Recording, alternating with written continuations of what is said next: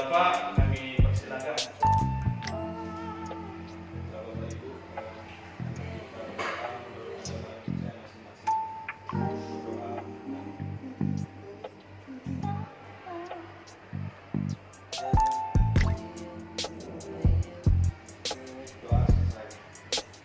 Amin amin ya rabbal alamin ya, semoga kegiatan ini mendapatkan banyak manfaat untuk kita semuanya sebagai tenaga pendidik. Nah, baik, sebelum memulai mungkin kita awalin dulu ya. Ini kami guru penggerak angkatan 11 ya, baru calon, belum guru penggerak. Nanti insya Allah bulan Desember kalau sudah selesai baru jadi guru penggerak. Amin. Amin ya Allah. Oke, untuk memulai kegiatan ini, Bapak Ibu disilakan berdiri ya, saling berhadapan untuk bersenyum sejenak 30 detik untuk menghilangkan penatnya hari ini. Ya Bapak Ibu, menghadap saling menghadap. Nanti dalam hitungan ketiga silakan senyum ya, menghadap orang yang di depan Bapak Ibu. 1, 2, 3. Oke, berikan senyum terbaiknya. Mana Bapak Ibu? Baik, terima kasih Bapak Ibu ya. Oke, silakan untuk kembali ya. Oke, apa nih yang kira-kira diambil dari senyum sejenak 30 detik? Kira-kira apa nih? Oke, meningkatkan rasa bahagia imun ya. Boleh. Jadi walaupun tadi kita sudah sempat ngajar nih mungkin menghadapi peserta didik yang ada yang kayak gimana karakternya kan, sini kita hilangkan semua itu, kita awali semuanya dengan senyuman. Oke Bapak Ibu, izin Bapak Ibu ya, saya berdiri nggak apa-apa ya. Oke. Ya Bapak Ibu, selagi kita mendengarkan ya, boleh diaturin yang ada di depan Bapak Ibu, diaturin, harap dimaklumin aja Bapak Ibu ya. Oke, sebelum kita mulai di sini kita buat dulu kesepakatan forum diseminasi. Nah, di sini udah ada pemantiknya nih, saling menghargai, menjadi pendengar yang baik. Nah, terus kira-kira apa lagi nih Bapak Ibu ditambahin? Untuk yang selanjutnya, kesepakatan kita dulu nih sebelum kita memulai. Aktif ya? Oke, boleh. Terus apa lagi? Aktif. Apalagi Bapak Ibu? Kira-kira kesepakatan kita pada kesempatan kali ini. Saling menghargai tadi ya, tidak ribut, udah. Mungkin ini ya, handphonenya di silent dulu. Oke. Aktif di silent. Oke, biar kita menyimpan dengan baik ya. Ada tambahan lagi Bapak Ibu?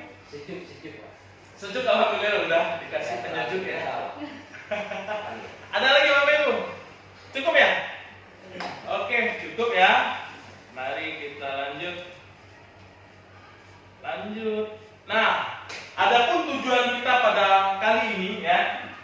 Tadi budaya positif kan, tujuannya yang pertama dapat membangun hubungan yang harmonis antar warga sekolah ya. Jadi seluruh warga sekolah nih, tidak hanya guru sama peserta didik, sesama guru juga, sesama staf TU ya, dan jajaran lainnya. Jadi membangun hubungan yang harmonis.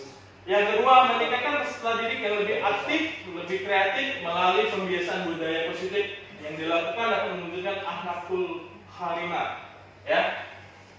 Akhlak budaya positif ya. Seperti tadi kita sudah melakukan sholat duha berjamaah. Untuk tujuan yang ketiga, dengan budaya positif maka kita secara langsung memberikan teladan bagi murid kita ya, menghargai, menghormati antar sesama sehingga anak nyaman dan selalu merindukan sekolah. Jadi ketika kita udah menerapkan budaya positif ini, anak itu kangen nih dengan sekolah, malah kangen. Enggak seperti yang dulu anak takut besok sekolah. Sekarang kalau udah menerapkan budaya positif, malah anak sekarang udah kangen, besok sekolah nih, seneng sekolah kayak gitu. Jadi bisa menciptakan kenyamanan ya untuk peserta didik. Yang keempat, sosialisasi bullying agar tidak terjadi pembulian di sekolah. Jadi kalau udah ada budaya positif, insya Allah tindak bullying itu akan berkurang atau bahkan tidak ada ya di dalam lingkungan sekolah. Dan tujuan yang kelima, dengan menerapkan budaya positif, anak-anak semakin kuat memiliki karakter yang baik, ya, memiliki karakter yang baik dan memiliki nilai-nilai kebajikan seperti kerjasama, tanggung jawab, empati terhadap sesama. Ini tujuan kita Bapak Ibu ya, ketika kita semua sudah memahami tentang budaya positif dan bisa nanti menerapkannya. Oke, kita lanjut Bapak Ibu. Oke, nah ini materi yang akan kita pelajarin pada hari ini. Saya di sini bukan menggurui Bapak Ibu ya, saya izin berbagi ya kepada Ibu Bapak Ibu guru yang kami dapatkan di pendidikan calon guru penggerak. Kami masih baru di modul 1 nih. Ini di modul 1.4 Bapak Ibu. Jadi kami Muhammad Santri izin berbagi, bukan menggurui Bapak Ibu semua. Ya. Ini yang kita akan bahas hari ini. Yang pertama, disiplin positif, ya. Yang kedua, perilaku manusia. Yang ketiga, keyakinan kelas. Yang keempat, itu kebutuhan dasar manusia. Kelima, posisi kontrol. Dan yang keenam, segitiga restitusi. Jadi ketika semua ini, seorang guru yang baik harus memiliki semuanya ini, Bapak Ibu. Ya, 6 konsep-konsep ini. Oke, kita lanjut Bapak Ibu ya. Kita lanjut yang pertama nih. Ada kata disiplin positif. Nah, sekarang ada pertanyaan pemantik nih dari saya kepada Bapak Ibu semua. Kira-kira dengan kata disiplin positif ini, apa yang terbenak dalam pikiran Bapak Ibu sekalian? Coba. Bapak Ustadz, tepat waktu ya. Bapak Bayu, kira-kira disiplin positif seperti apa? Taat aturan, boleh. Pak Ahmad, kira-kira apa Pak Ahmad dari kata disiplin positif? Perubahan tingkah laku ya, Bapak Ustadz Suhir ya. Ada lagi Ibu Kiki? Berpakaian rapi. Ibu Reki? Good habit. Apa? Kebiasaan baru. Kebiasaan bagus. Good Habit. Oke, baik. Terima kasih Bapak Ibu semuanya. Tepuk tangan dulu untuk Bapak Ibu semua ya. Ya. Jadi udah tergambar nih disiplin positif itu seperti apa. Mari kita lihat Bapak Ibu ya selanjutnya.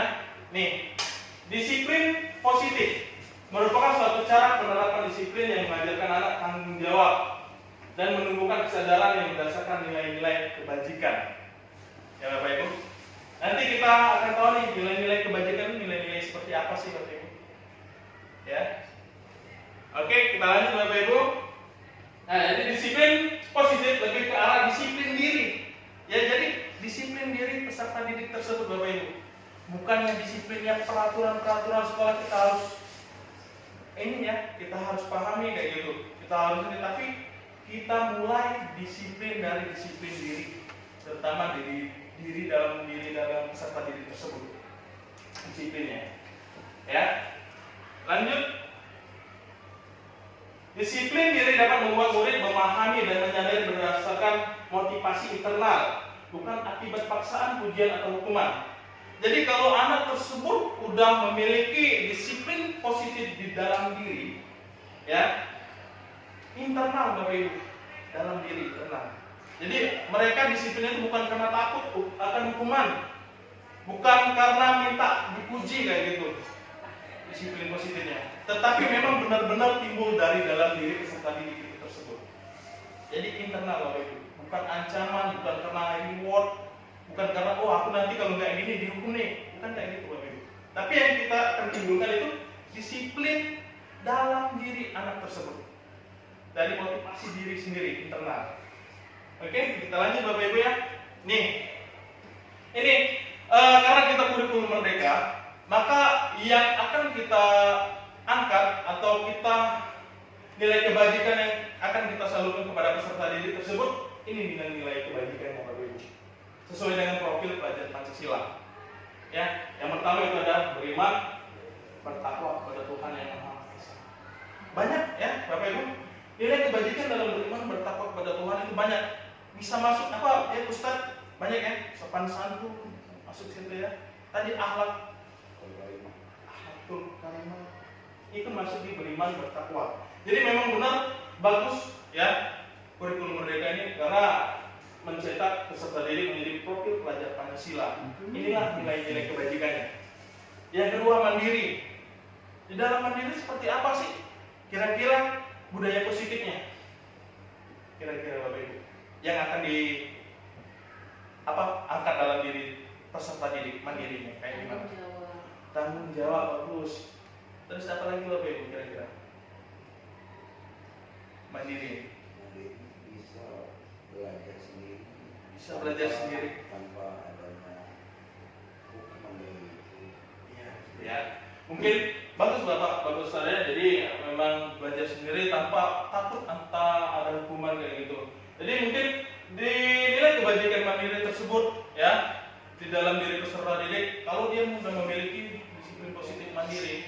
Jadi anak tersebut dari dia bangun itu tanpa ada paksaan, tanpa ada yang menyuruh bangun tidurnya harus bangun jam berapa kayak gitu.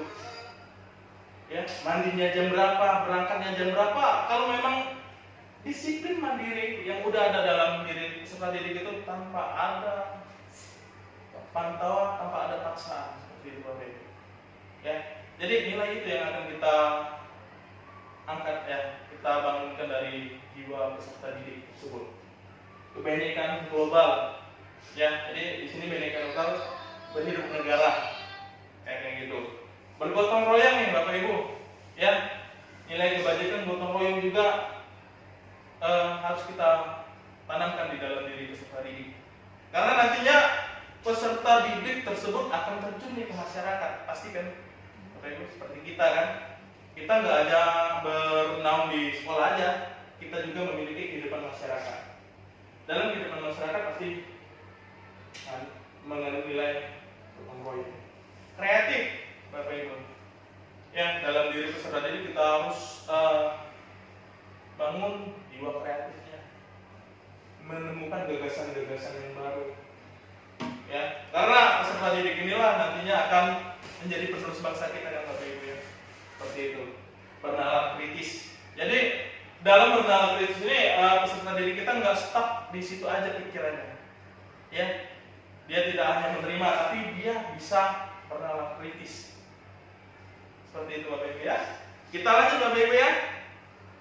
Ini, nah tadi disiplin positif kira-kira udah paham semua Bapak Ibu ya.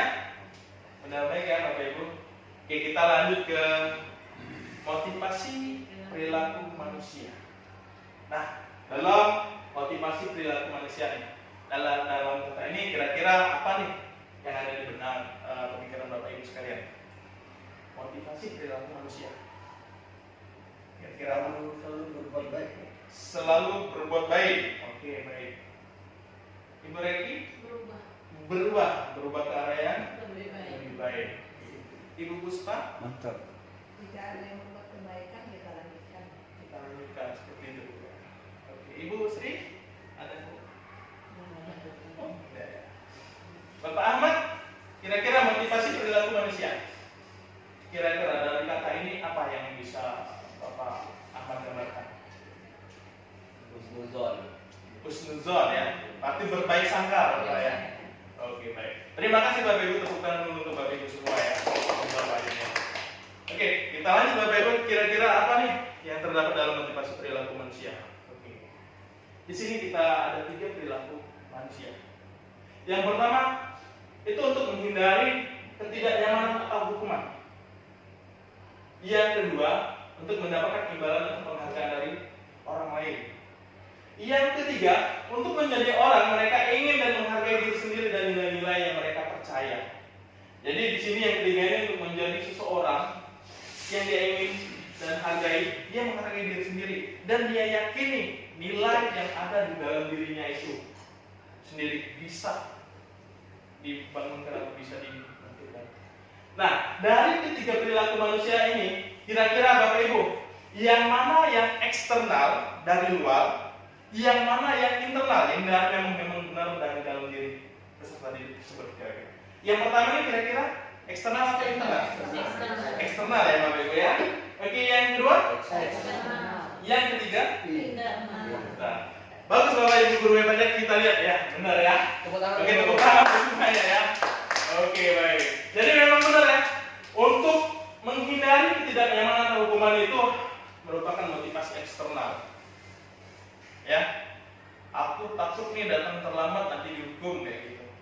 Itu motivasi eksternal. Dari luar ini. Iya, dari luar. Ya, mendapatkan imbalan. Aku nih pengen dapat imbalan nih. Kayak gitu. Aku harus kayak gini.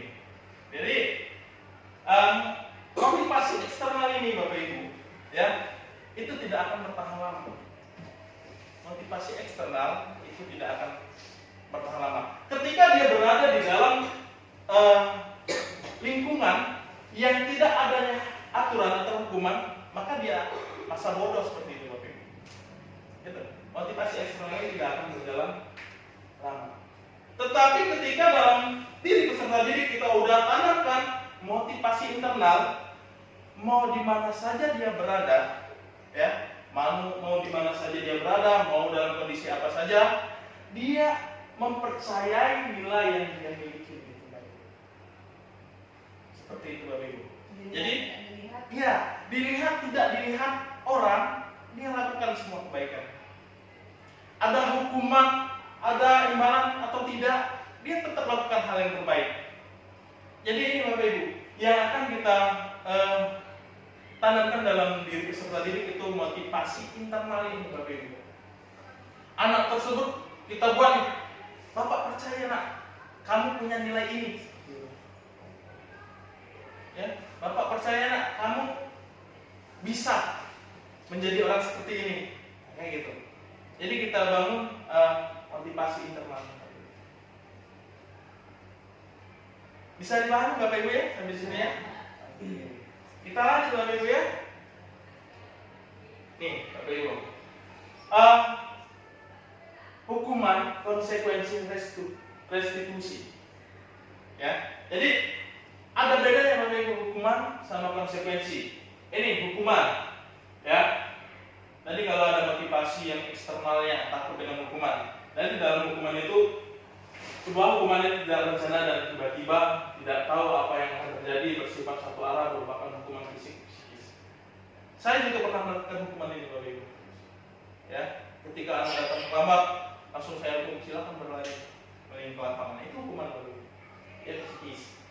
Ya, ketika kita hukum kayak gitu, oke anak lakukan. Tetapi untuk yang seterusnya, karena itu eksternal, besok kan bukan Pak Santri yang piket, kepala telat, kayak gitu jadi. Ya, jadi nggak ada nih motivasi internalnya. Ya Bapak Ibu ya, seperti itu ya. Dia cuma takut hukuman, kayak gitu motivasinya. Bukan memang dari dalam diri anak tadi tersebut. Konsekuensi, ya, terencana dipaksa sesuai peraturan. Murid tetap dibuat tidak nyaman jika guru selalu memonitor murid. Jadi konsekuensi ini yang dibuat nih peraturan sekolah nih, yang anak-anak bisa tanda tangani. Ya, itu konsekuensi. Udah diatur oleh sekolah. Jadi cuma satu pihak nih yang konsekuensi Bapak Ibu. Ya, kayak gitu.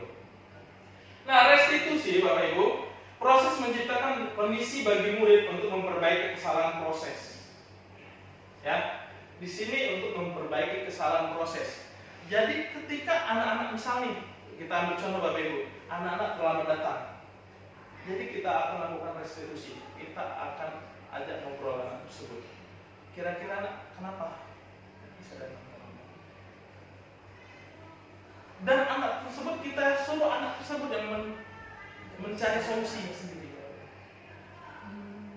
Kalau ini masalahnya gimana nih? Kira-kira akan diatasi. Jadi anak tersebut yang mencari solusinya Bapak Ibu. Iya, restitusi. Nanti kita kembalikan lagi ke anak. Iya, kembalikan ke anak. Ya, kita ajak ngobrol seperti itu. Kalau berarti yang mengajarkan murid untuk mencari solusi sendiri. Jadi murid tersebut yang akan mencari solusinya sendiri. Oh, aku datang terlambat nih karena macet. Berarti dia harus cari solusi sendiri. Biar nggak kena macet, berarti harus kayak gini. Bangun lebih awal. Ya, seperti itu Bapak Ibu. Ini kita ajak ngobrol. Jadi bagusnya itu kita lakukan tes di situ. Berarti kesalahannya. Iya. Mengakui kesalahan sendiri dan mencari solusinya sendiri seperti itu. Jadi ketika udah tertanam seperti itu, insya Allah mau di mana saja, mau kapan saja, memang mereka percaya nilai di dalam diri kan anak tersebut bisa bagus, bisa baik. Ya Bapak Ibu ya. Kita lanjut Bapak Ibu. Kita masih ada 4 lagi begitu ya. Oke. Lanjut keyakinan sekolah atau kelas. Ya Bapak Ibu. Mengapa bukan peraturan Bapak Ibu? Keyakinan. Oh, Kenapa bukan peraturan? Kenapa kita harus ambil keyakinan kelas? ini biasanya peraturan. Ya, biasanya peraturan nih selama ini kan. Nah, kenapa kita ambil keyakinan? Karena kesepakatan anak-anak. Nah, gitu. Biasanya gitu loh. Kalau peraturan misalnya kita sendiri yang buat. Kayak anak-anak. Kalian belajar dengan Bapak nih. Berarti kalian harus ikutin peraturan belajar Bapak. Seperti itu. Dalam peraturan tersebut, anak-anak di dalam diri anak-anak itu cuma takutnya kepada Bapak Ibu. Gak bisa dia jalani ke seluruh guru kayak gitu. Dia cuma jalani peraturan Bapak Ibu aja. Ketika dia berubah guru ya beda. Kayak gitu. Tuh. Maka kita ambil keyakinan kelas. Keyakinan kelas ini kita buka Bapak Ibu ya. Nih. Ya, keyakinan kelas, guru berperan dalam mewujudkan terbentuknya keyakinan sekolah atau kelas dengan adanya kesepakatan antara guru dan murid. Jadi kalau kita buat keyakinan kelas itu kita sepakati antara guru dan murid tersebut. Iya, boleh silakan. Ya, tidak adanya paksaan terhadap murid tersebut. Jadi benar-benar kita lakukan bersama kayak gitu. Kita tentukan bersama. Next, keyakinan sekolah atau kelas berupa pernyataan-pernyataan universal, ya, yang mudah diingat, dipahami dan harus diterapkan di lingkungan sekolah. Simpel aja Bapak Ibu buat keyakinan kelas, ya. Nanti ada contoh kayak gimana untuk membuat keyakinan kelas. Nih contohnya Bapak Ibu, ya, keyakinan kelas. Ada contohnya. Setiap anggota kelas perlu belajar. Tapi memang pada saat belajar.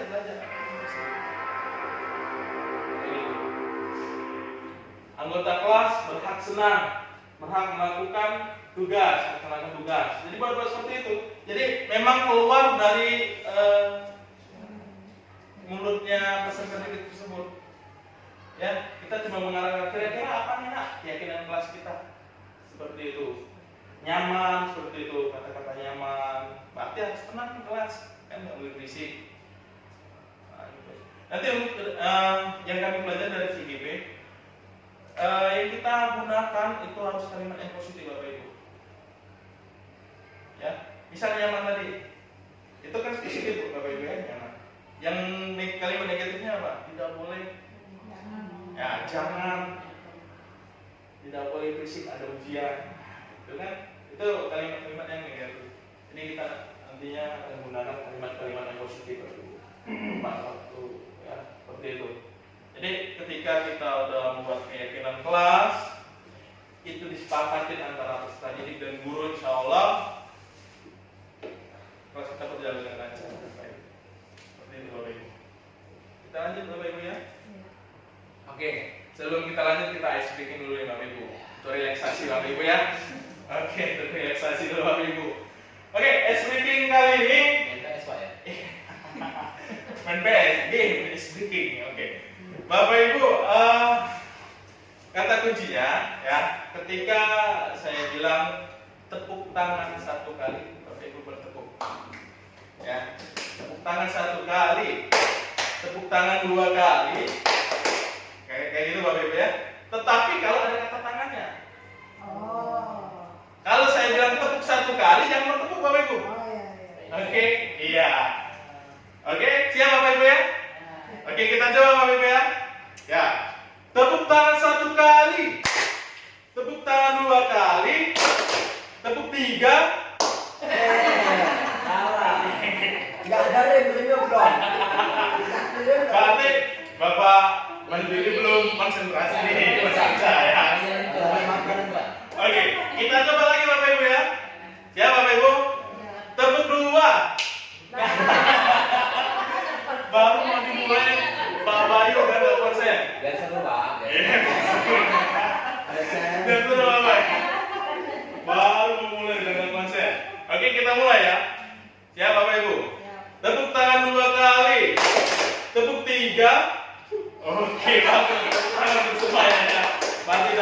kasih Bapak Ibu.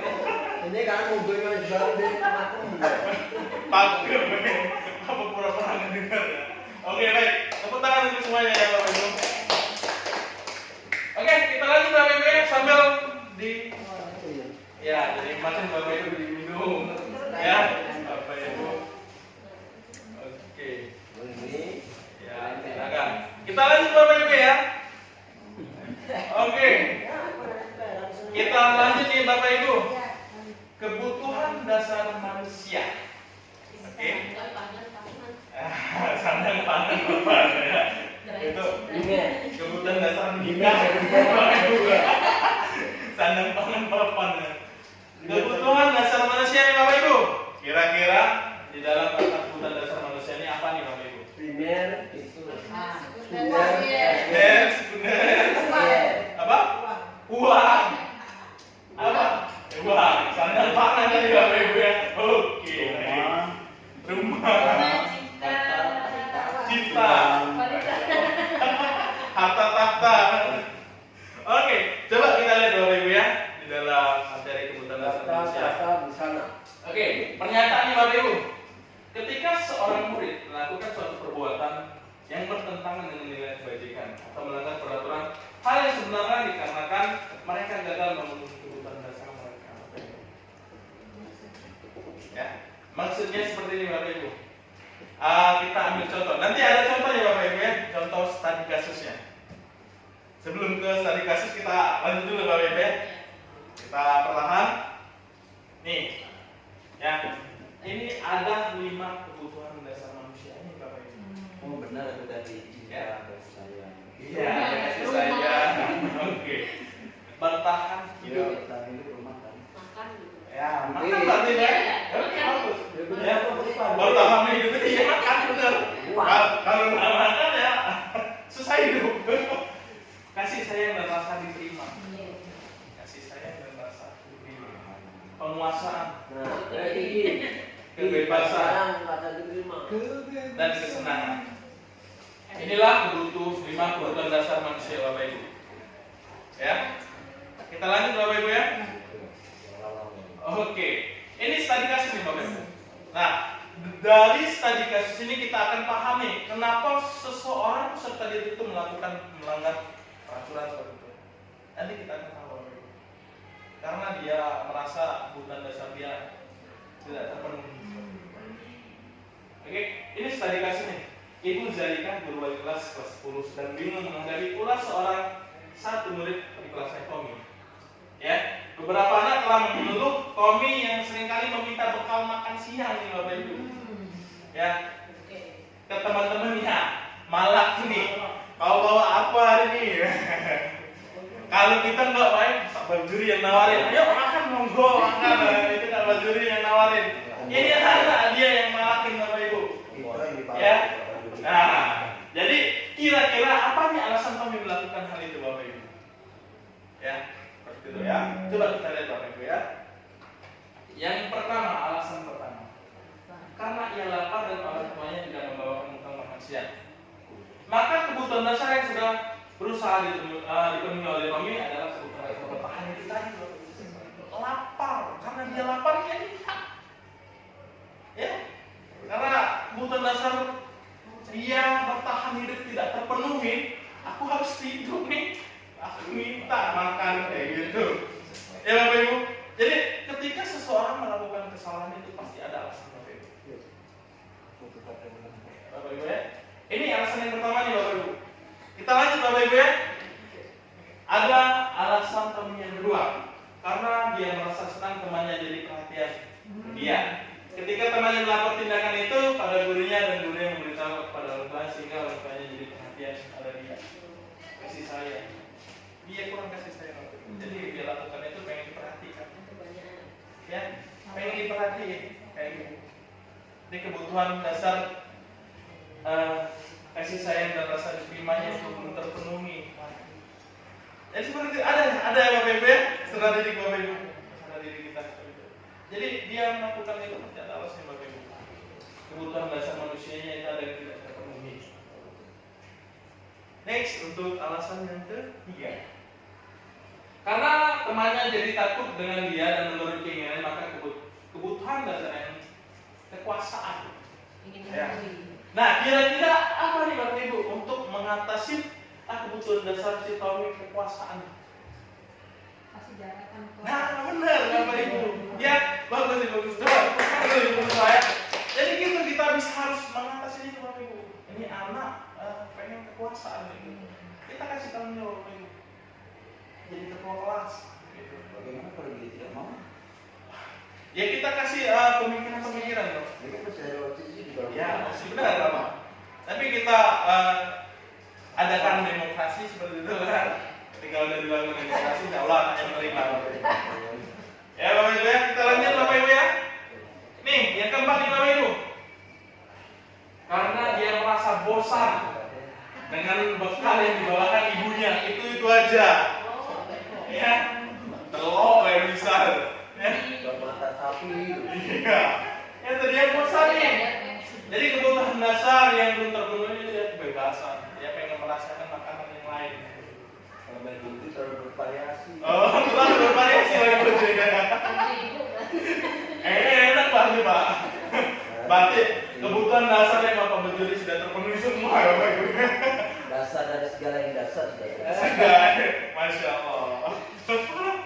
Lanjut Bapak Ibu ya. Yang kelima nih. Ya, jadi memang ada 5 kebutuhan dasar nih. Kok habis? Ya Bapak Ibu ya. Ini iseng aja ya, yang menikmati ekspresi wajah teman-temannya yang kesal. Iya, psikopat. Senang melihat orang begitu. Kesenangan. Dia mau mencari hiburan, ya, hiburan bagi diri dia. Tapi salah hiburannya kayak gitu. Kayak gitu, Bapak Ibu ya. Jadi sampai sini Bapak Ibu ya. Jadi anak-anak tersebut memang memiliki 5 kebutuhan dasar manusia kan. Biasanya yang melakukan atau melanggar kesalahan itu salah satu kebutuhan dasarnya tidak terpenuhi. Kita lanjut Bapak Ibu ya. Oke, posisi kontrol restitusi. Oke. Apa nih posisi kontrol restitusi Bapak Ibu? Pengaturan hati. Apa? Pengaturan hati. Pengaturan hati. Oh, hati ya. Pengaturan hati. Ada lagi Bapak Ibu? Bentuk persimbangan. Musuh banget antara aturan dan hati. Perasaan. Oke, nanti kita ini Bapak Ibu ya, kita lihat video ini Bapak. Bentar ya. Kalau udah lihat video ini insya Allah nanti. Siapa nih?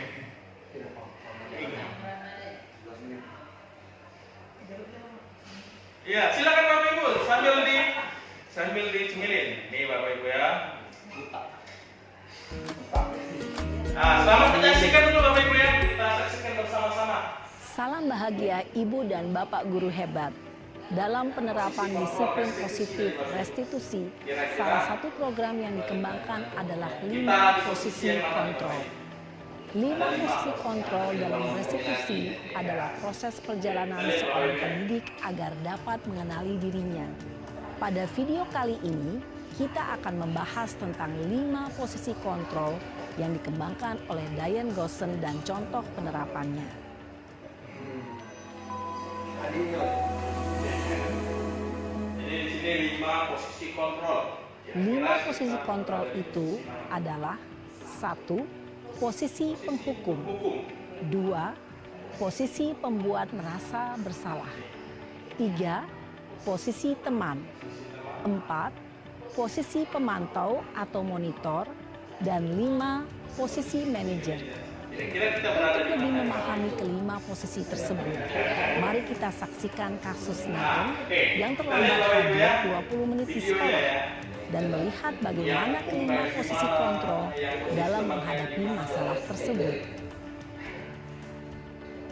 Posisi penghukum Bapak Ibu. Nah, ini ya.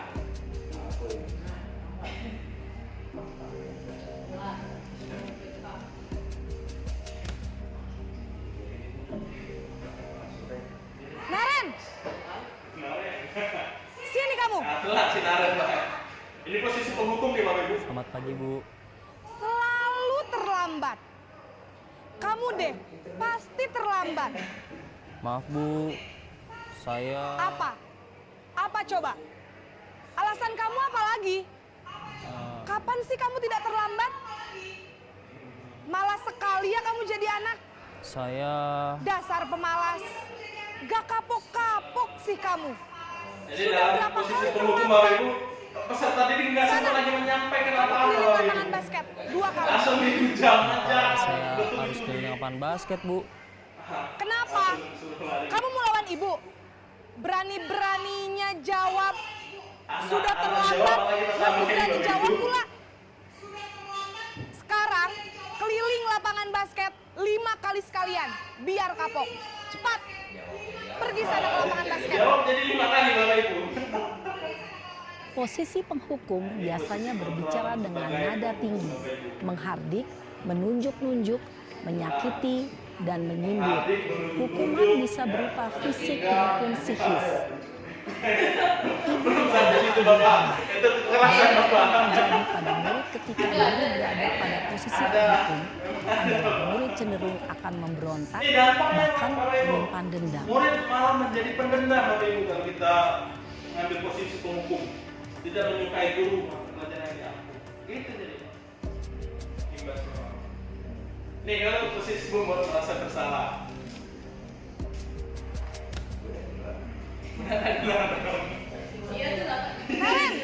Kira-kira siapa nih Bapak Ibu kalau di sekolah kita? Selamat pagi, Bu. Naren. Kamu kenapa terlambat lagi, Nak? Ya Tuhan, Naren. Kamu senang ya bikin ibu susah ya? Kalau kamu terlambat lagi, nanti ibu yang ditegur bapak kepala sekolah, Nak. Disangka ibu tidak bisa Ibu membina yang kita jual kamu. Bapak. Jadi anak tersebut merasa bersalah nih. udah telat. Gimana ini? Yang dia terlambat ibunya yang jadi ibu. Maaf, Bu. Duh Gusti Naren.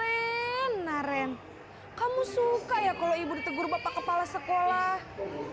Terus, sekarang ibu harus tulis apa ini di buku absen? Nggak ada di sini. Sudah sering terlambat loh. Ibu harus apa coba? Maaf, Bu. Maaf sekali. Ya sudah, lain kali jangan bikin ibu susah lagi ya nak ya. Ibu tidak akan kuat lagi kalau kamu begini terus. Bisa jantungan kalau ibu ditegur bapak kepala sekolah.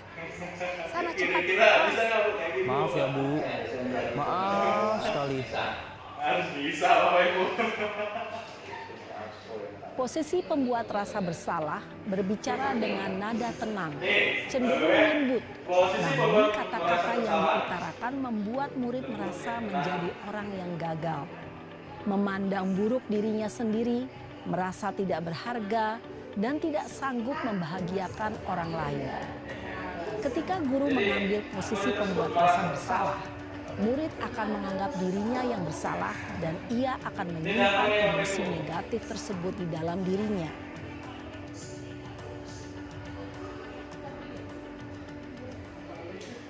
Nah ini posisi teman Bapak Ibu.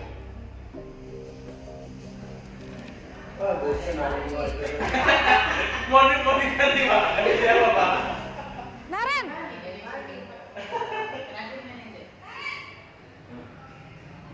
Selamat pagi, Bu. wah sudah jam berapa ini nak? Terlambat lagi ya sayang. Iya, Bu. Teman nih Bapak Habis Ibu. ibu saya udah membangunkan saya, Bu. Kamu malah menyalahkan ibu kamu. Kamu bukannya anak yang larinya paling kencang. Kok terlambat sih? Iya, Bu. Saya memang terlambat bangun tadi. Jadi, biarpun saya lari kencang, tetap gak kekejar, Bu. Ya sudah sana. Nanti lain kali larinya lebih kenceng lagi ya. Biar gak terlambat lagi. Bikin seneng ibu. Demi ibu. Bisa kan? Bisa lah, Bu. Ya sudah sana masuk kelas. Ibu beresin urusan absen kamu. Kamu ini ada-ada saja. Dalam posisi teman, guru berbicara teman, Bapak dengan Ibu, ya. nada suara ramah, akrab, cenderung bersenda gurau untuk menjaga suasana tetap santai. Murid akan merasa senang, aman, dan akrab dengan guru. Identitas yang tercipta adalah identitas sukses atau berhasil. Namun, perlu diingat, karena ini masih dorongan eksternal, maka ada faktor ketergantungan dari murid kepada orang tertentu. Di sini guru absennya, sehingga di lain waktu murid bisa berperilaku baik, namun hanya kepada orang-orang tertentu saja. Kita ajak ke proses restitusi tadi Bapak. Jadi kita ajak anak tersebut berpikir karena yang dia buat itu salah. Tetap untuk konsekuensi masih tetap kita jalankan. Ketika udah ada peraturan yang dibuat sekolah kita jalankan. Naren, Ya, Selamat pagi, posisi Bu. pemantau ini Naren, dia menyangkut pautkan dengan- apa peraturan sekolah kita tentang jam berapa kita harus masuk sekolah, Nak? Kita Jadi kita sambutkan peraturan. harus di sekolah jam 7, Bu. Iya, betul. Sekarang sudah jam 7.20. Naren sudah tahu konsekuensinya jika terlambat hadir. Paham, Bu. Saya harus tinggal kelas pas jam istirahat selama 20 menit. Iya, benar. Konsekuensinya Pada demikian. saat Jadi posisi nanti jam 9.30 pas istirahat, kamu harus tinggal di kelas, kerjakan tugas tambahan untuk ketertinggalan kamu, ya. Baik, Bu. Posisi pemantau mengandalkan penghitungan atau data untuk mengontrol murid. Guru mengarahkan murid berdasarkan peraturan dan konsekuensi. Seorang pemantau menunjukkan bahasa tubuh dan ekspresi wajah yang datar dan cenderung formal.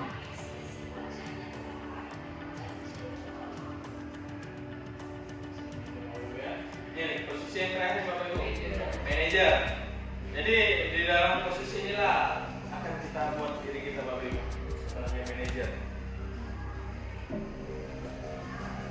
Naren, Kalau posisi sebagai teman tadi mungkin ya itu tadi Bapak Ibu, malah anaknya makan Selamat mengejar pagi, kita, Bu. kayak gitu bener. selamat pagi, Naren. Kalau manajer- Maaf, Bu. Saya terlambat. Iya, sekolah masuknya jam 7, sekarang sudah jam 7.20. Jadi sekarang bagaimana ini, Naren? Maaf, Bu. Saya lupa setel alarm saya semalam. Baiklah, menurut kamu, keyakinan sekolah yang mana yang perlu kamu tingkatkan? Menghargai diri sendiri dan orang lain mungkin ya, Bu. Setuju. Jadi, apakah Naren meyakini prinsip saling menghormati tersebut? Iya, Bu. Saya meyakininya. Apakah Naren bersedia memperbaiki masalah keterlambatan ini? Bersedia, Bu. Bagaimana kamu akan perbaiki masalah keterlambatan ini? Saya akan coba untuk tidak lupa menyetel alarm saya, Bu. Baik, kalau Naren lupa menyetel alarm di rumah, Justru anak ada tersebut orang yang kita kira-kira suruh bisa bantu cari solusinya mengingatkan sendiri tidak? Bapak Ibu. Ada, Bu. Kakak saya, Kak Emma. Ketika alarmnya lagi juga selain Kak belum Emma? bisa membangunkan dia, kita tanya kira-kira Ada kalau di rumah siapa yang bisa ibu bantu saya. dia. Baik, jadi yang mengingatkan Naren adalah Kak Emma dan ibu kamu ya. Kira-kira akan mulai setel alarm kapan nih, Naren? Setelah pulang sekolah, akan segera saya lakukan. Baik, jadi Naren akan setel alarm untuk bangun besok pagi Cari solusinya dan sendiri, akan Bapak Ibu. diingatkan oleh kakak dan ibunda Naren ya. Sebagai manajer. Ada lagi yang mungkin perlu dilakukan, Di Naren, posisi manajer kita agar jelasin juga. tidak terlambat bangun lagi. Peraturan apa yang sudah Tidak ada, dilanggar, Bu. gitu. Baik, Naren. Kira-kira Terima nilai kasih apa atas yang sama harus kamu. ditingkatkan dalam diri anak Sekarang tersebut, kamu Bapak perlu Ibu? kembali ke kelas untuk belajar. Baik, Bu. Terima kasih. Posisi manajer adalah posisi kontrol yang disarankan untuk membimbing murid memiliki sikap disiplin yang positif, yaitu murid yang mandiri, bertanggung jawab, dan dapat memecahkan masalah. Tujuan dari posisi ini adalah agar murid dapat berefleksi atas tindakannya. Guru akan dengan tulus memberikan pertanyaan-pertanyaan bermakna, sehingga membuat murid dapat belajar dari kesalahannya dan mencari sebuah solusi untuk menyelesaikannya. Ibu dan Bapak guru hebat, setelah mengamati adegan kelima posisi kontrol tadi, kira-kira posisi mana yang paling ideal? Posisi mana yang dapat menunjang motivasi Yang dan paling prinsip ideal murid? posisi mana nih Bapak Ibu? Ya, tentu posisi manajer.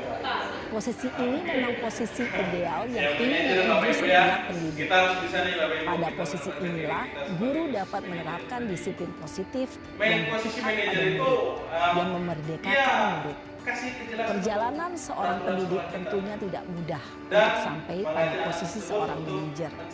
Namun, tujuan kita pasti, yaitu menciptakan murid-murid yang mandiri, merdeka, dan bertanggung jawab. Semoga penggambaran 5 posisi kontrol yang telah diperlihatkan ini dapat menjadi ajang refleksi bagi kita semua, agar dapat terus mengasah dan menerapkan disiplin positif yang memerdekakan murid.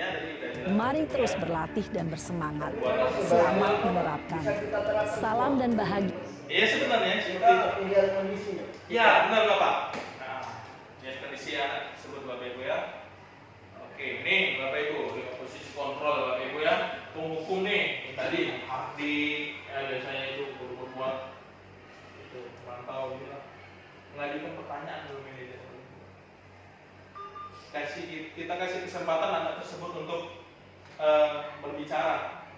Gitu. Jadi nggak kayak ngomong tadi. Anak kalau jawab malah kita tambahin hukumnya. Begitu Bapak Ibu ya. Murid meletakkan dirinya sebagai individu yang positif di dunia berkualitas. Oke. Nah, posisi kontrol estetis di antara kelima posisi kontrol tersebut sebaiknya seorang guru menggunakan posisi kontrol sebagai manajer tadi Bapak Ibu ya. Semoga kita semua bisa menerapkan ke posisi manajer Bapak Ibu. Nih, posisi kontrol sebagai manajer, guru dapat membuat sesuatu bersama murid, silakan bertanggung jawab, ya, mendukung dirinya agar dapat menemukan solusi. Itu Bapak Ibu ya. Jadi mendukung diri murid tersebut untuk menemukan solusi atas permasalahan murid tersebut Bapak Ibu. Selain itu, posisi manajer mengacu pada restitusi yang dapat menjadikan murid sebagai manajer bagi dirinya sendiri sehingga dapat menciptakan identitas positif. Ya, jadi dapat membangun manajer bagi dirinya sendiri. Anak tersebut bisa memanage ya. Sebelum dia memanage yang lain, anak didik tersebut harus bisa memanage dirinya sendiri Bapak Ibu. Seperti itu. Bapak Ibu. Nih, kita lanjut materi yang terakhir Bapak Ibu. Segitiga restitusi. Ya, ini proses nih Bapak Ibu. Suatu proses untuk menangani suatu masalah. Bapak Ibu ya. Ini ada video segitiga restitusi. Nanti aja saya kasih lihat videonya Bapak Ibu ya. Kita lanjut sini. Tahapan dalam segitiga restitusi. Kita ada 3 tahapan Bapak Ibu. Tahapan yang pertama menstabilkan identitas. Ya. Tahap yang kedua validasi tindakan yang salah. Tahap ketiga menanyakan keyakinan. Jadi ketika peserta didik melakukan kesalahan, kita harus menstabilkan identitasnya dulu sebagai orang yang bersalah Bapak Ibu. Yang distabilkan dulu. Seperti itu Bapak Ibu. Setelah distabilkan, terus validasi tindakan yang salah. Kira-kira tindakan yang kalian lakukan itu kira-kira salah apa enggak? Kayak gitu. Ya, validasi. Nah, terus menanyakan keyakinan. Kira-kira melakukan hal tersebut keyakinan apa? Keyakinan kelas apa yang dilanggar? Kayak gitu. Keyakinan untuk agar tidak melanggar tersebut kayak gimana solusinya? Gitu Bapak Ibu ya.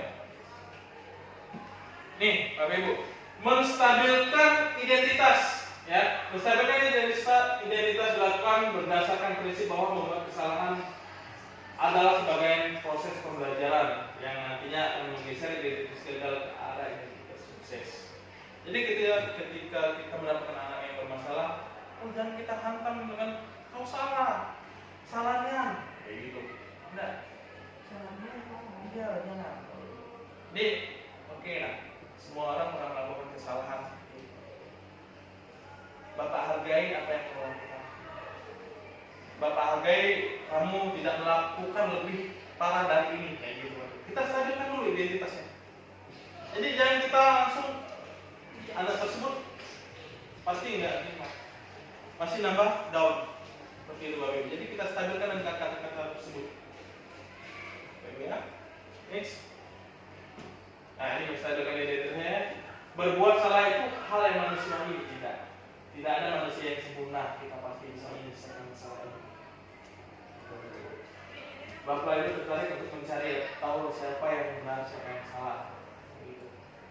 Jadi jangan kita hantam, jangan kita judge, tapi itu ya, begitu.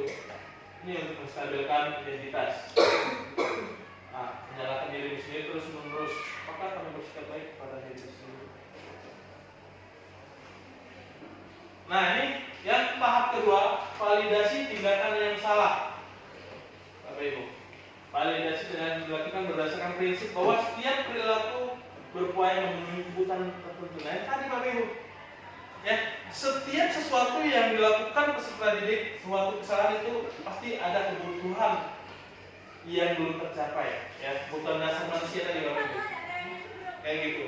Jadi ketika ada kebutuhan dasar manusia yang belum tercapai pada diri peserta didik tersebut, kita harus carikan solusinya, ya kayak gitu. Sehingga guru dan orang akan bergeser dari pemikiran stimulus respon menjadi proaktif. Kita akan mengenali dan mengakui kebutuhan murid atau anak. Ini harus kita kenali kebutuhan anak tersebut. Seperti tadi dia pengen kekuasaan, kita salurkan menjadi kekuasaan. Kayak gitu Bapak Ibu. Next, validasi tindakan yang salah yang tadi Mas ya. Kamu pasti punya alasan mengapa melakukan itu, ya. Apa yang penting bagi kamu? Kamu boleh tetap berusaha menjaga sikap itu, tapi tambahkan sikap yang lain baru. Maukah kamu belajar cara lain untuk mendapatkan yang kamu butuhkan? Apa harus memukul seperti itu? Kita carikan solusi yang lain. Validasi tindakan yang salah. Nih, lanjut tahap ketiga itu menanyakan keyakinan. Ya, menanyakan keyakinan dilakukan dengan memberikan pertanyaan-pertanyaan bermakna kepada murid atau anak yang membutuhkan motivasi secara intrinsik. Jadi motivasi intrinsik yang timbul dari dalam diri, ya, intrinsik, sehingga mampu mengaitkan keyakinan dan tindakan yang salah. Oh, aku salah nih, ya, aku perlu meningkatkan keyakinan ini. Oke ya. Oke, ini apa nilai yang kita percaya di sekolah kita, nilai-nilai apa yang telah kita sepakati, gitu. Kita sambut pautkan. Ketika kita udah buat keyakinan kelas nih, ya, ada anak yang gaduh. Jadi kira-kira keyakinan kelas apa nih yang sudah dilakukan? Gitu. Kan kita udah sepakati bersama, tidak ada paksaan, kita buat bersama-sama. Gitu. Jadi kita kasih pemikiran seperti itu Bapak Ibu. Kelas yang ideal itu seperti apa sih? Kami ingin jadi anak seperti apa? Apa yang kamu rasakan ketika kamu melakukan itu? Kamu mau menjadi orang yang seperti apa? Nah, yang keyakinan terhadap strategi tersebut ya. Oke, itulah materinya. Kita yang terakhir saya mau kasih lihat video penanganan segitiga restitusi Bapak Ibu ya.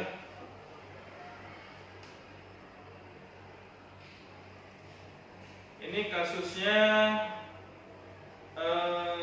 tugasnya dicontek.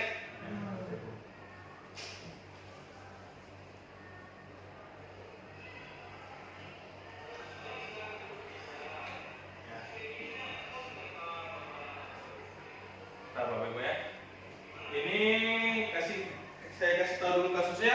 Kasusnya si Keisha ini tugasnya dicontek sama temannya. Salam, silakan dulu. Dan tidak ada tugasnya. Keisha, kenapa Bapak? Jadi ketika itu Keisha-nya marah-marah. Gimana nih ceritanya?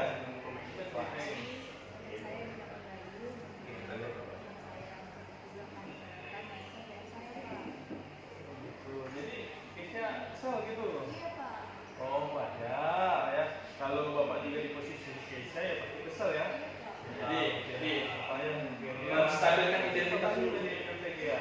Terus apa yang Keisha lakukan kepada bayi ini?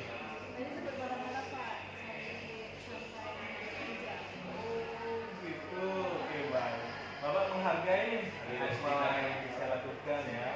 Mungkin kalau di posisi Bapak mungkin lebih dari itu ya bisa dilakukan ya. Bapak menghargai tidak lebih dari misal memukul ya. Jadi pasti di meja ya. Oke, ini Keisha. kemarin kan kita udah ada keyakinan kelasnya yang kita buat bersama. Kira-kira masih ingat nggak siapa aja itu? Nah, ini satu program yang keyakinan kelas. Yang pertama itu kan udah kita buat setiap warga kelas berhak belajar ya, belajar, merasa nyaman, terus saling menghargai ya, dan berhak merasa aman. Nah, kira-kira nih dengan Keisha menggebrak meja nih Itu kira-kira satu program dengan keyakinan kelas yang kedua. Kira-kira tindakan Keisha-nya tadi dengan mengumpul meja itu tindakan apa nih? Keyakinan kelas apa yang dilanggar? Dia ada keyakinan kelas semua kira-kira nih keluarga kelas merasa nyaman. Jadi kenyamanan yang dilanggar. jika ini terjadi lagi.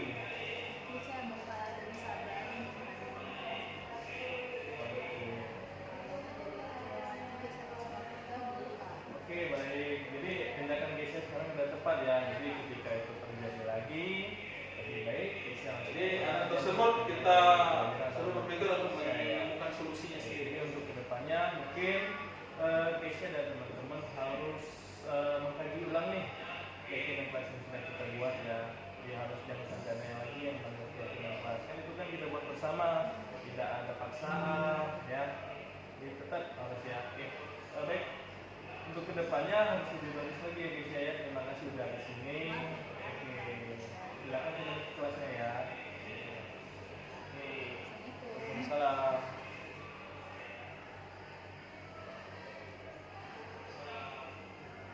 Oke, Bapak Ibu.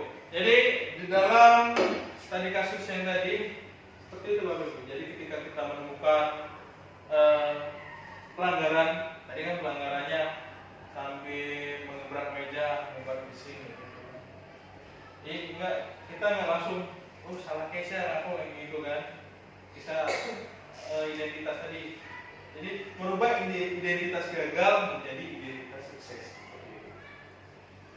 Jadi ketika kita sudah melakukan segitiga restitusi, insya Allah semua masalah yang kita hadapi kepada dalam peserta didik tersebut akan teratasi dengan baik Bapak Ibu. Sampai di sini kira-kira udah paham semua Bapak Ibu ya? Ya, dari ke 6 pemaparan yang saya paparkan tadi. Kira-kira ada yang masih ingin ditanyakan enggak Bapak Ibu? Cukup ya. Jadi ketika kita terapkan ke-6-nya tadi, hari yang pertama disiplin positif, ya, insya Allah untuk peserta didik atau sekolah kita akan merasa nyaman. Anak-anak kita akan merindukan akan suasana sekolah seperti itu, Bapak Ibu. Jadi mudah-mudahan untuk kedepannya ketika kita menemukan permasalahan-permasalahan pada peserta didik kita bisa menangani permasalahan tersebut dengan menjalankan segitiga restitusi tadi Bapak Ibu. Karena itu penting Bapak Ibu. Ya. Jadi kita tidak langsung mengejudge anak tersebut. Dengan kita menjalankan segitiga restitusi itu, anak tersebut akan berpikir sendiri. Oh, yang saya lakukan ini salah. Saya seharusnya bisa jadi orang yang seperti ini. Gitu. Bapak Ibu ya. Mungkin itu saja Bapak Ibu ya untuk diseminasi budaya positif yang bisa saya sampaikan, yang bisa saya bagi ya, berbagi kepada Ibu. Maaf bukan iya, kalau bisa nanti untuk kedepannya posisikan kita sebagai manajer. Pokoknya ketika kita udah mengutarakan sesuatu, tetap Bapak Ibu ketika udah ada konsekuensi, udah ada peraturan, anaknya nanti masih berjalan. Tapi anaknya udah berpikir nih, ya nilai apa yang harus saya tinggalkan, nilai apa yang harus saya tinggalkan. Ya, Bapak Ibu ya. Mungkin sampai di sini saja kegiatan kita pada hari ini. Lebih dan kurang saya mohon maaf. Untuk mengakhiri kegiatan pada hari ini, kita melapaskan alhamdulillah. Alhamdulillah. Saya pamit undur diri Bapak Ibu ya. Semoga sekolah kita menciptakan sekolah yang nyaman, sekolah yang dirindukan nanti. Oke ya. Saya akhiri, wabillahi taufiq wal hidayah. Wassalamualaikum warahmatullahi wabarakatuh.